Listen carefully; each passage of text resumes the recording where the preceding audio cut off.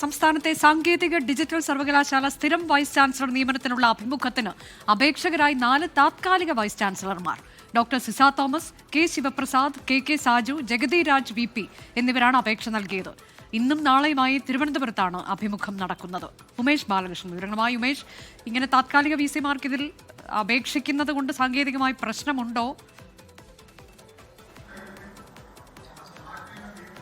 അനുജ, അത്തരത്തിൽ സാങ്കേതികമായി പ്രശ്നമില്ല. പക്ഷേ ഈ പറഞ്ഞതുപോലെ കഴിഞ്ഞ കുറച്ചു കാലമായി ഗവർണർ ചാൻസലർ എന്ന അധികാര പരിധിയിൽ ഗവർണർ നിയോഗിച്ച 4 പേരാണ് ഈ 4 താൽക്കാലിക വൈസ് ചാൻസലർമാരും. അവർ ഈ ഇന്റർവ്യൂവിന്റെ ഭാഗമാകുന്നു എന്നുള്ളതാണ്. ഒരാൾ സിസ തോമസ് ഇപ്പോൾ ഡിജിറ്റൽ സർവകലാശാല താൽക്കാലിക VC-യാണ്. കെ ശിവപ്രസാദ് KTU കേരള സാങ്കേതിക സർവകലാശാലയിൽ തന്നെ താൽക്കാലിക VC-യാണ്. കെ സാജു കണ്ണൂർ സർവകലാശാല താൽക്കാലിക VC-ആയിട്ടും ജഗതി രാജ് ശ്രീനാരായണ ഗുരു ഓപ്പൺ സർവകലാശാലയിലെ VC-ആയും തുടരുന്നുണ്ട്.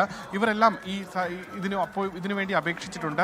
സ്ഥിരം VC നിയമനത്തിന്റെ ഡിജിറ്റൽ സർവകലാശാലയിലേക്ക് സാങ്കേതിക സർവകലാശാലയിലേക്കുള്ള സ്ഥിരം VC നിയമനത്തിന് വേണ്ടിയുള്ള ഇന്റർവ്യൂ ആണ് ഇന്നും നാളെയും നടക്കുന്നത്. അതിനടുത്ത ദിവസം ഡിജിറ്റൽ സർവകലാശാലയിലേക്കുള്ള താൽക്കാലിക സ്ഥിരം VC നിയമനത്തിനുള്ള ഇന്റർവ്യൂ നടക്കും. ആ ഷോർട്ട് ലിസ്റ്റ് തയ്യാറാക്കി ആദ്യം മുഖ്യമന്ത്രിയെ കൈമാറണം. മുഖ്യമന്ത്രിയാണ് അതിൽ പ്രാഥമിക അല്ലെങ്കിൽ അതിലൊരു മുൻഗണനാ പട്ടിക തയ്യാറാക്കി ഗവർണർക്ക് കൈമാറേണ്ടത്. എന്തായാലും 60ഓളം പേർ ഇന്റർവ്യൂവിൽ പങ്കെടുക്കാൻ അവസരം ലഭിച്ചിട്ടുണ്ട്. എത്രത്തോളം പേർ ഇന്ന് ഇന്റർവ്യൂവിൽ എത്തുമെന്നുള്ളതും നിർണായകമാണ്. തിരുവനന്തപുരത്ത് മസ്കറ്റ് ഹോട്ടലിൽ വെച്ചാണ് ഇന്റർവ്യൂ തുടരുന്നത്. എന്തായാലും ഈ താൽക്കാലിക VC-മാരായി തുടരുന്നവരും പ്രത്യേകിച്ച് ഗവർണറുടെ പ്രത്യേക അധികാരം ഉപയോഗിച്ച് താൽക്കാലിക VC-മാരായി നിയമിച്ചവരും ഈ ഇന്റർവ്യൂയുടെ ഭാഗമാകുന്നുണ്ട്. അനുജ, അതായത് ഇതിലൊക്കെ ഇവർ വിജയിച്ച് മുന്നോട്ട് വന്നാൽ ഒരുപക്ഷെ ഇതിൽ ആരെങ്കിലുമൊക്കെ സ്ഥിരം VC ആകാനുള്ള സാധ്യത ഇനി തള്ളിക്കളയാൻ കഴിയില്ല, അല്ലേ?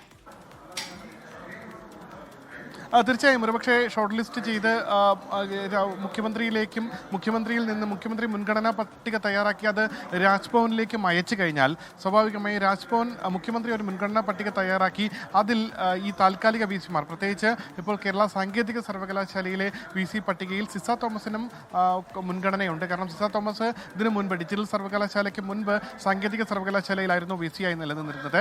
കൂടാതെ ശിവപ്രസാദിനും സാങ്കേതിക സർവകലാശാലയിൽ ഇപ്പോൾ തുടരുന്ന താൽക്കാലിക VC-യാണ്.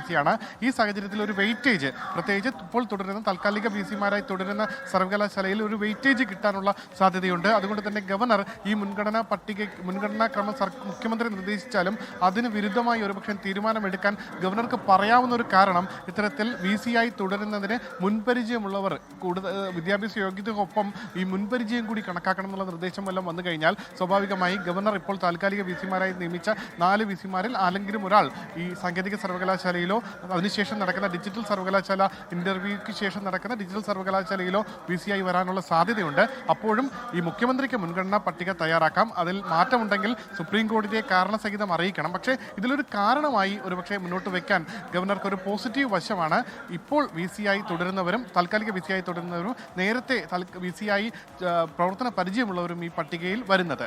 അനുജ, അതാണ് സാങ്കേതിക ഡിജിറ്റൽ സർവകലാശാല സ്ഥിരം വൈസ് ചാൻസലർ നിയമനത്തിനുള്ള അഭിമുഖത്തിനാണ് 4 താത്കാലിക വൈസ് ചാൻസലർമാർ കൂടി അപേക്ഷകരായി എത്തിയിട്ടുള്ളത്. മുഖ്യമന്ത്രിയാണ് ഇതിൽ അവസാന പട്ടിക തയ്യാറാക്കുന്നത്. പക്ഷേ അതിൽ ഭിന്നാഭിപ്രായമുണ്ടെങ്കിൽ കോടതിയെ അറിയിക്കാമെന്ന് നേരത്തെ സുപ്രീം കോടതി പറഞ്ഞിട്ടുണ്ട് ഗവർണറോട്. ഗവർണർ ഇക്കാര്യത്തിൽ എന്താകും നിലപാടെടുക്കുക എന്നതാണ് അറിയാനുള്ളത്. ലോകത്തെവിടെയായാലും ഏത് സമയത്തും 24 വാർത്തകളും ഓഗ്മെന്റഡ് റിയാലിറ്റി പാക്കേജുകളും എക്സ്പ്ലെയിനറുകളും വിശദമായി കാണാൻ ഞങ്ങളുടെ YouTube ചാനൽ നിങ്ങൾക്ക് സബ്സ്ക്രൈബ് ചെയ്യാം.